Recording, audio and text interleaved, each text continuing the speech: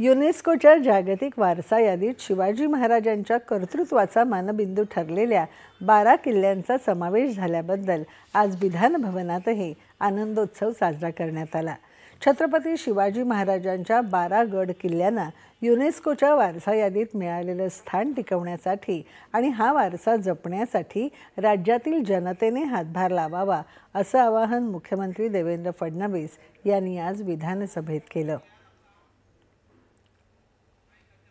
छत्रपती शिवाजी महाराजांच्या 12 गड किल्ल्यांना युनेस्कोच्या जागतिक वारसा यादीत स्थान मिळाल्याबद्दल मुख्यमंत्र्यांनी विधानसभेत निवेदन केलं।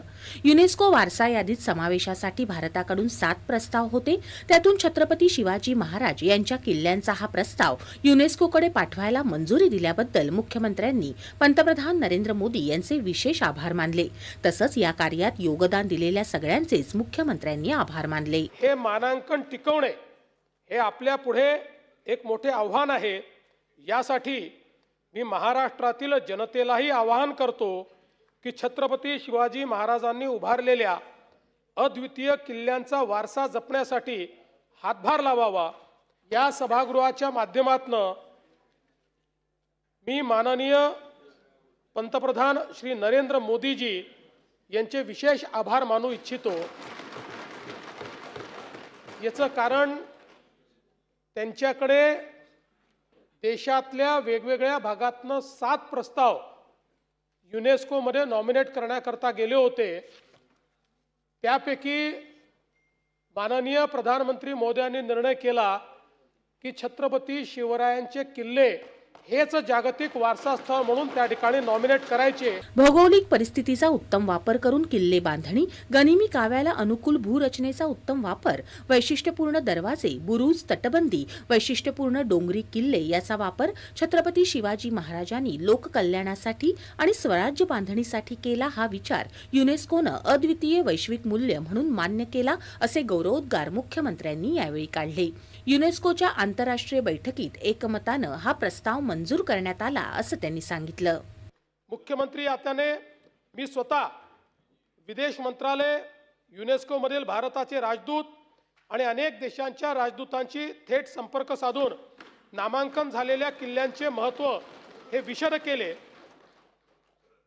आमचे सहकारी माननीय एकनाथराव शिंदेजी, माननीय अजितदादा पवार, आम्ही तिघांनी माननीय प्रधानमंत्री महोदयांची भेट घेऊन त्या ठिकाणी केंद्र सरकारने यात पुढाकार घेऊन केंद्र सरकारच्या मंत्रालयाने या ठिकाणी या संदर्भातलं कोऑर्डिनेशन करावं आणि विदेशातल्याही आपल्या राजदूतांना या संदर्भात योग्य ते आदेश द्यावेत अशा प्रकारची विनंती आपण केली होती।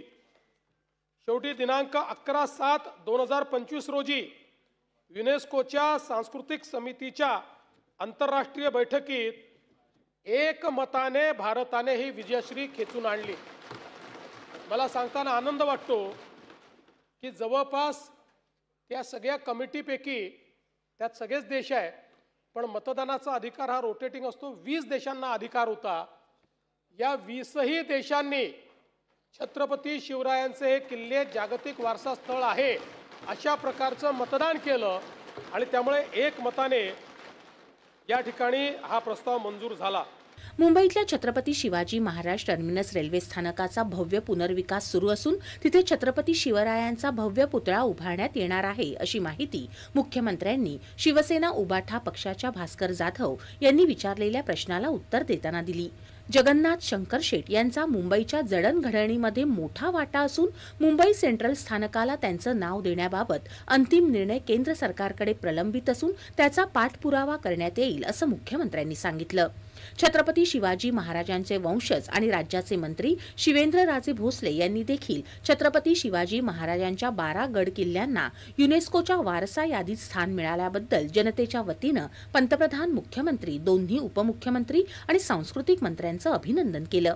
विधान परिषदेत या संदर्भातील निवेदन सांस्कृतिक मंत्री आशिष शेलार यांनी दिलं। ही संपूर्ण महाराष्ट्रासाठी आणि देशासाठी अभिमानाची बाब असल्याचं त्यांनी यावेळी सांगितलं। विरोधी पक्षनेते अंबादास दानवे यांनी याबद्दल सरकारचं अभिनंदन केलं। युनेस्कोच्या जागतिक वारसा यादीत शिवाजी महाराजांच्या कर्तृत्वाचा मानबिंदू ठरलेल्या 12 किल्ल्यांचा समावेश झाल्याबद्दल विधिमंडळ परिसरातल्या छत्रपती शिवाजी महाराज यांच्या सिंहासनाधिष्ठित पुतळ्याला पुष्पहार अर्पण करून अभिवादन करण्यात आलं। मुख्यमंत्री देवेंद्र फडणवीस, उपमुख्यमंत्री एकनाथ शिंदे, उपमुख्यमंत्री अजित पवार यांच्यासह मंत्रिमंडळातले इतर मंत्री, आमदार यावेळी उपस्थित होते। एकमेकांना पेढा भरवून आनंदोत्सव साजरा करण्यात आला। त्याआधी विधान भवनाच्या पायऱ्यांवर सत्ताधारी आमदारांनी छत्रपती शिवरायांचा जयघोष करत आनंद साजरा केला।